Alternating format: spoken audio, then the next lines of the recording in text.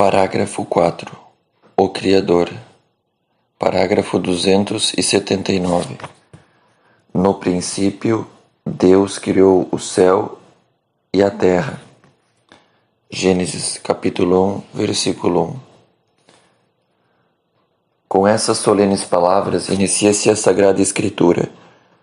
O símbolo da fé retoma estas palavras, confessando Deus Pai Todo-Poderoso como o Criador do céu e da terra, de todas as coisas visíveis e invisíveis. Por isso, falaremos primeiro do Criador, em seguida de sua criação, e depois da queda no pecado, do qual Jesus Cristo, o Filho de Deus, veio nos resgatar. Parágrafo 280. A criação é o fundamento de todos os desígnios salvíficos de Deus. O começo da história da salvação, que culmina em Cristo. Inversamente, o mistério de Cristo é a luz decisiva sobre o mistério da criação. Ele revela o propósito em vista do qual, no princípio, Deus criou o céu e a terra. Gênesis capítulo 1, versículo 1. Desde o início, Deus tinha em vista a glória da nova criação em Cristo. Parágrafo 281. Por isso, as leituras da Vigília Pascal, celebração da criação nova em Cristo, começam pelo relato da criação. Igualmente, na liturgia bizantina, o relato da criação constitui sempre a primeira leitura das vigílias das grandes festas do Senhor. Segundo o testemunho dos antigos, a instrução dos catecúmenos para o batismo seguia o mesmo caminho. 1. A catequese sobre a criação, parágrafo 282. A catequese sobre a criação reveste-se de capital importância.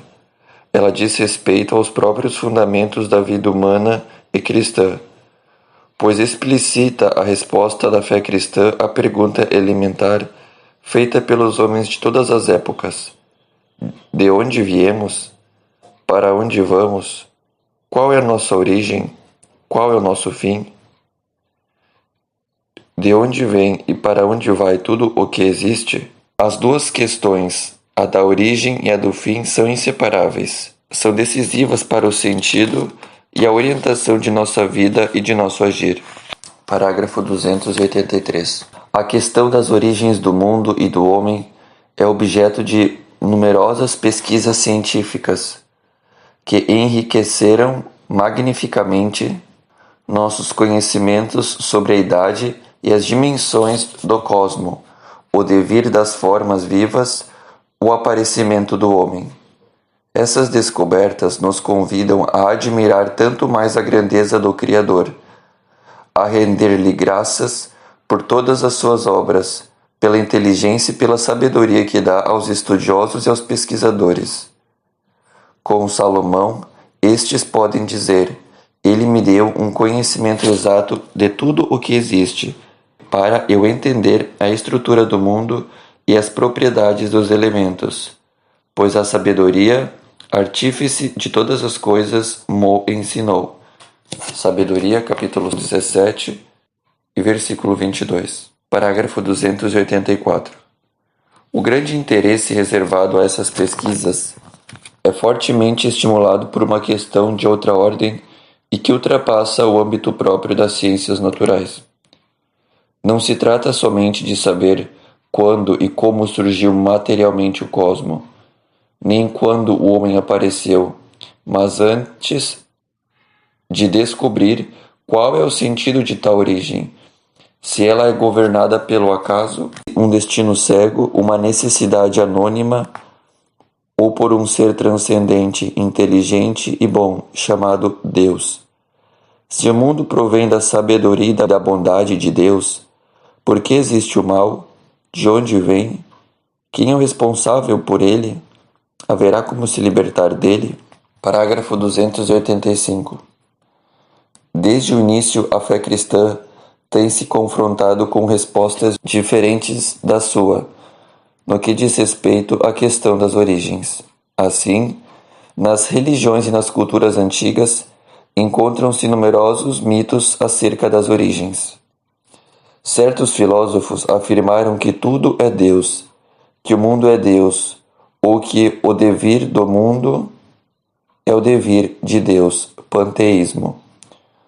Outros afirmaram que o mundo é uma emanação necessária de Deus, emanação esta que deriva dessa fonte e a ela volta. Outros ainda afirmaram a existência de dois princípios eternos, o bem e o mal, a luz e as trevas, em luta permanente entre si, dualismo, maniqueísmo. Segundo algumas dessas concepções, o mundo, pelo menos o mundo material, é mau, produto de uma queda e, portanto, deve ser rejeitado ou superado, gnose. Outras admitem que o mundo tenha sido feito por Deus, mas à maneira de um relojoeiro, que uma vez terminado o serviço, o abandonou a si mesmo, deísmo. Ainda outras não aceitam nenhuma origem transcendente do mundo, vendo neste o mero jogo de uma matéria que teria existido sempre, materialismo. Todas essas tentativas dão prova da permanência e da universalidade da questão das origens. Esta busca é própria do homem. Parágrafo 286. Sem dúvida, a inteligência humana já pode encontrar uma resposta para a questão das origens. Com efeito, a existência de Deus, Criador, pode ser conhecida com certeza por meio de suas obras, graças à luz da razão humana, ainda que muitas vezes este conhecimento seja obscurecido e desfigurado pelo erro. Por isso, a fé vem confirmar e iluminar a razão na compreensão correta desta verdade. Pela fé, compreendemos que o universo foi organizado pela palavra de Deus, de sorte que as coisas visíveis provêm daquilo que não se vê. Carta de São Paulo aos Hebreus, capítulo 11, versículo 3.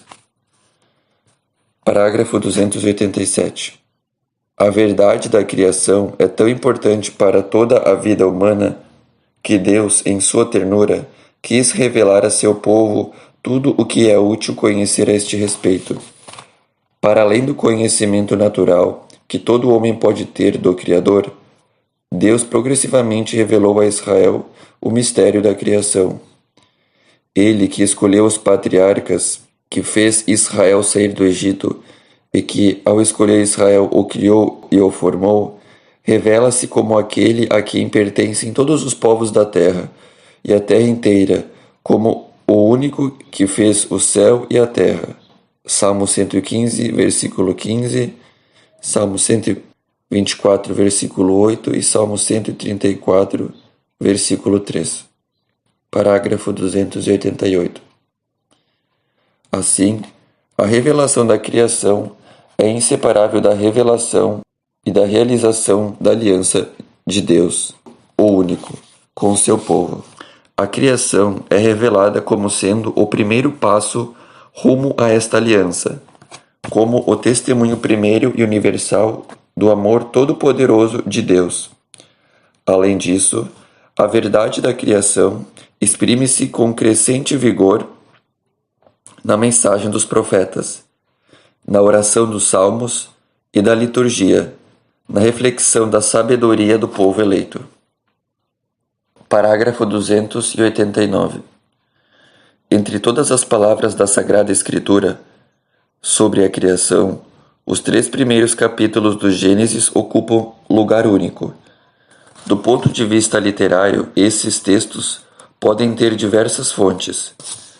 Os autores inspirados os colocaram no começo da escritura, de modo que eles exprimem em sua linguagem solene as verdades da criação, de sua origem e de seu fim em Deus, de sua ordem e de sua bondade, da vocação do homem, do drama do pecado e da esperança da salvação. Lidas à luz de Cristo, na unidade da Sagrada Escritura e na tradição viva da Igreja, essas palavras são a fonte principal para a catequese dos mistérios do princípio, criação, queda, promessa da salvação.